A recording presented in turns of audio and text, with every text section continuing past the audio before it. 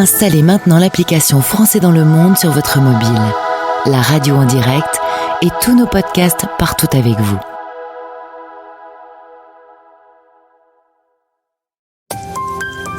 Voici 10 minutes, le podcast des Français dans le monde pour aider tous ceux qui se préparent, qui vivent ou qui rentrent de mobilité internationale.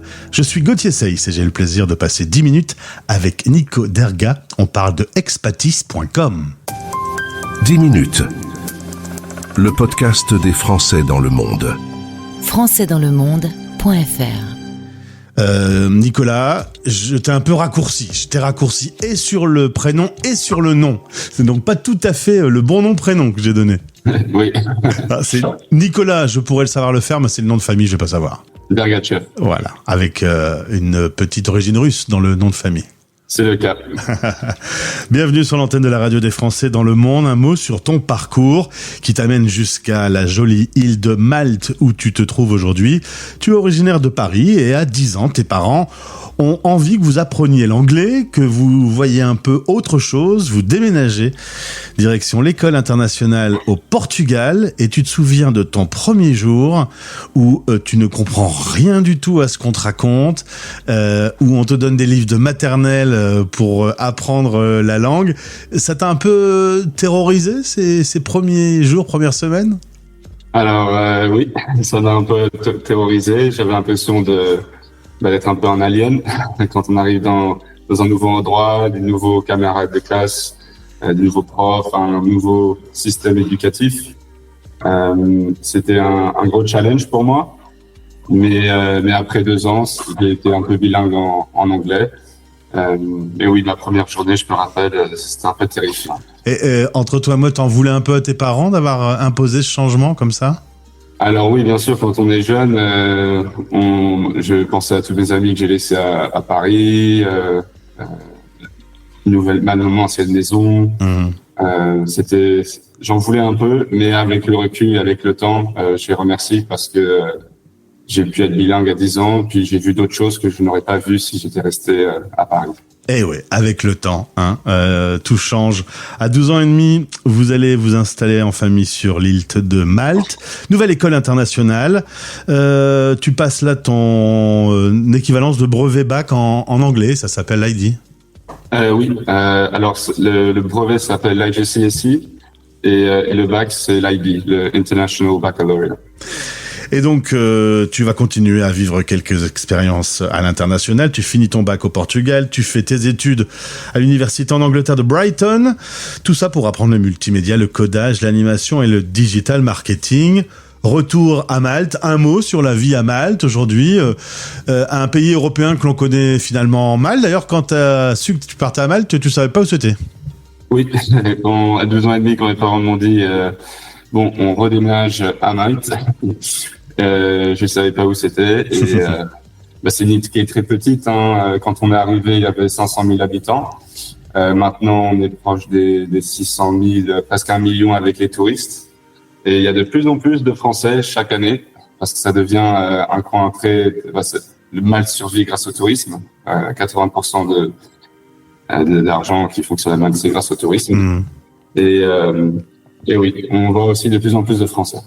Et on me dit souvent que vivre sur une île, il peut y avoir ce petit effet isolé, entouré par l'eau et limité. Est-ce que c'est ce que tu ressens ou pas ? Oui, je ressens ça parfois. C'est pour ça que pendant Noël ou pendant quelques vacances, je retourne en France pour la gastronomie française et la famille, parce que ça me manque. Mais sinon, à Malte, oui, c'est une petite île, mais je trouve qu'il y a toujours des choses à faire, comme la plongée, le bateau, la pêche. Et il y a aussi beaucoup d'événements festifs. Et il y a aussi des randonnées. Enfin, vraiment plein de choses à faire. Alors, on va parler maintenant de Expatis. Il a été créé en 2015 par ton père. L'idée de départ, c'était de dire, je trouve pas l'info utile, nécessaire. Je vais donc la créer moi-même. Et puis le site a été ensuite un peu mis en inactivité. Tu l'as repris il y a quelques temps. Relance avec une nouvelle équipe, un nouveau design. Pourquoi c'est toi qui as repris le flambeau de la création de Expatis par papa ? J'étudiais, j'étais en iGaming avant à Malte, qui est assez connu. Donc c'est les casinos en ligne et tout ça. Et je gérais leur trafic. Et puis je commençais à gérer des compagnies qui étaient spécialisées en SEO, qui étaient spécialisées en digital marketing. Et ce côté-là, en fait, m'a beaucoup plus plu que de gérer les médias eux-mêmes. Et du coup, j'ai pris des cours en multimédia et en digital marketing. Et mon père m'a proposé, du coup, de reprendre Expatis parce que ça va main dans la main avec ce que j'ai envie de faire. Eh ben parfait. Alors on salue au passage Hugo et Kenan qui travaillent avec toi. Vous êtes tous les trois responsables du développement du site. Aujourd'hui, vous couvrez les zones de l'Europe, Brésil, Canada, Chine, USA, Singapour et Thaïlande. D'autres pays vont encore arriver. Oui, c'est pas ce qui manque et on cherche. On essaie d'abord de couvrir un peu chaque pays avant de bouger à un autre pays, parce qu'on veut que les personnes, quand ils rentrent sur notre site, ils ont accès à tout ce qui est nécessaire. Alors plusieurs milliers de visites par mois, avec une version en anglais qui est en train de se développer. Vous parlez du logement, des visas, du travail, de tout ce qui est bourse, études, de la santé, transport, finance, finalement tous les sujets de la vie lorsqu'on est français en mobilité internationale. Oui, c'est le cas. Et on ne voit pas encore d'autres. Je crois qu'on a tout couvert. On essaie de trouver d'autres thèmes dont on pouvait parler, comme les loisirs ou des conseils pratiques. On a commencé aussi à faire des articles comme ça.